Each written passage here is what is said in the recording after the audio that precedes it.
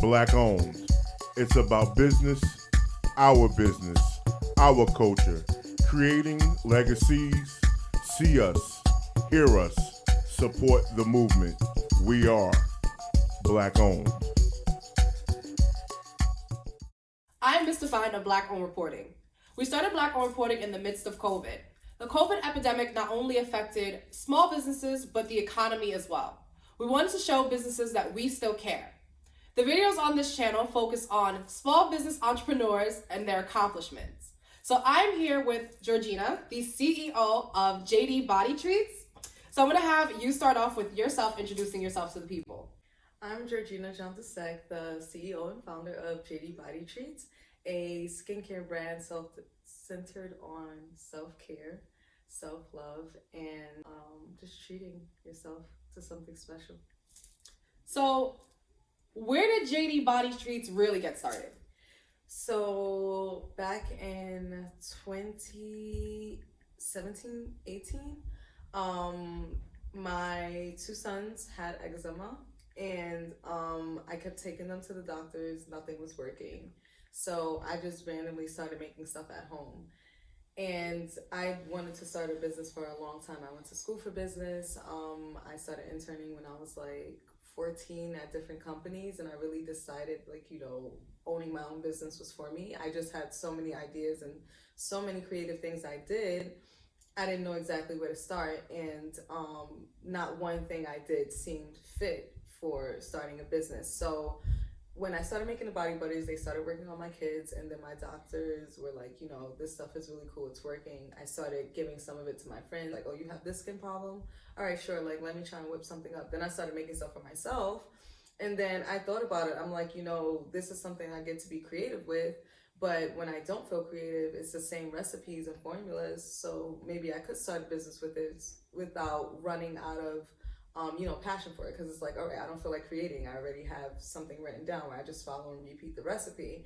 So in 2018, I was pregnant with my third child, and I just decided I want to start something before the baby comes, because if I started after the baby comes, it's going to be a lot harder. I'll at least get into the groove of it. So I was like, let me just try this skincare thing. So after working in luxury retail for a really long time, not a really long time, a couple years, and being an executive assistant and learning from other executives and stuff, I was like, I feel like I have what it takes. I've taken pieces from different experiences, and I was like, let me start with my branding and my packaging, and I was like, I want to put my best foot forward. I don't want to just be like some brand where I just mix something up and throw it in a cup and say, here, sell this, and write on my labels. Not saying that there's anything wrong with that, but I wanted to come off as official the moment that I said, hey, everyone, I have a business. So I did my soft launch during my baby shower. I made my own baby shower favors and gave soaps to my guests there, and then low-key told them that I was starting a business to get their feedback and things like that. And it was amazing feedback. By then I already had my boxes branded. I had my website I was building during work hours when because my boss was such an asshole at the time. So I was low-key, I gotta get the fuck out of here. So I was I gotta make this happen. I gotta leave. So I sat there at work, I built my website, and when I started the first week, I launched my website, I did the Facebook launch, I let everybody know, I had my branding, my packaging, everything looked pretty professional. Now that I look back, I'm like, oh girl, no. But at the time, to everyone, it looked so great. So I just put my best foot forward, and within a week I was getting reached out by Condé Nast, different companies that wanted me to of course paid advertising them. It wasn't free, but they thought I was a legit business. I had a whole team and everything. So it was kind of a big deal for me.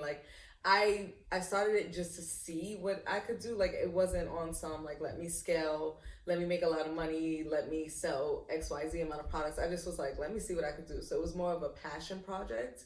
And then when I started getting reached out to, I realized that people were taking me seriously. And I'm like, oh, this is something that I could really do. You know what I mean? So that's pretty much a long story as to how it got started. And this was 3 years ago you started this? 2 years. 2.5 years ago. 2.5 years. Mm-hmm. So from 2.5 years, you started with body butter because your sons had eczema. Mm-hmm. So tell me a little bit about the products that you offer, because body butters is not it. Yeah. Tell me it all. Lay it on me. Lay on everything. So when I first started, I was doing the basic skincare stuff because I was learning from YouTube and other websites how to make these things. So I started with the basic body butters, scrubs, lotions, soaps, and it was nice and it was beautiful. And I had my setups and I was doing pop-up shops and I got to put my creative energy into it. And a lot of people were impressed. Like I said, it was cool. However, I felt like the brand still didn't have a lot of my personality in the things that I truly interested in. So I decided, you know what, let me take a twist on a brand and make it a little bit comical at first and then a little bit sensual. So I just played around with different products at pop-up shops and online. And so I came up with this line in 2019 called the Soap Plug Collection. And I was literally like, I was at a pop-up shop and I just was making soap that morning and I was like, let me just switch up the stickers and put random stickers. It was a really ratchet pop-up shop. I hope the girl whose pop-up shop is don't see this video, but it was super ratchet. So I was like, let me just make some funny stickers and put them on the soaps and see if people buy them. So like I had a friend with me and we came up with something called dick soap. So we was like, let's make some dick soap. And then someone said bad bitch soap. And then I was like, all right, I'll put bad bitch soap in there. I was like, well, let me also put don't drop it in for your D appointment. So I was at the pop-up shop, the soap sold out. And then someone at the pop-up shop took a video of the soaps on my display while some cool song was playing in the background, and then it blew up and went viral. And then before I know it, I turned around and I posted on my Facebook and everyone was like, oh, this is so cool, I want to order, you should put it on your shop. And I was like, well, this is not really what my brand represents, but I'll just put it up there for a weekend and you guys can buy it. So long story short, I left it for a little more than a weekend. On Monday, I'm sitting at work and my phone is going, like I hear my Cash App going, cha-ching, cha-ching, cha-ching, cha-ching. Not my Cash App, my Shopify app going, cha-ching, cha-ching. So I'm like, did my phone break or something? Like, no. What is this? Like, I'm used to making like 6 sales a week and it's going, cha-ching, cha-ching. So I'm looking and like literally scrolling, like hundreds of orders are coming into my store because I didn't max out the limit. So I look and then my cousin DMs me and she's like, girl, you're on World Star. And I'm like, what? World Star? So the video that they took at the pop-up shop made it to World Star. And it just gained a bunch of traction. So then like a thought occurred to me and I'm like, people like inappropriate shit. I've been selling the rose clay body butter for 1.5 years now. And I've only made like 20 sales of that. But I've gotten 700 orders of dick soap. So that's when I realized that it's cool that I'm selling skincare, but people want a twist. Like, that's what's going to attract the attention. However, I wasn't fully comfortable with just selling inappropriate soaps. That really didn't represent the luxury of my brand and the whole self-care idea, you know? So I listed it on my website as novelty soap. FYI, they're still available. They're just very hidden in my website. And then like I started really thinking, I'm like, okay, how can I put my personality into this? I did the humor and I'm also like really into sensuality and helping couples overcome their sexual issues. So I'm like, okay, people want to get personal. So I just came up with this idea to start doing massage oil candles.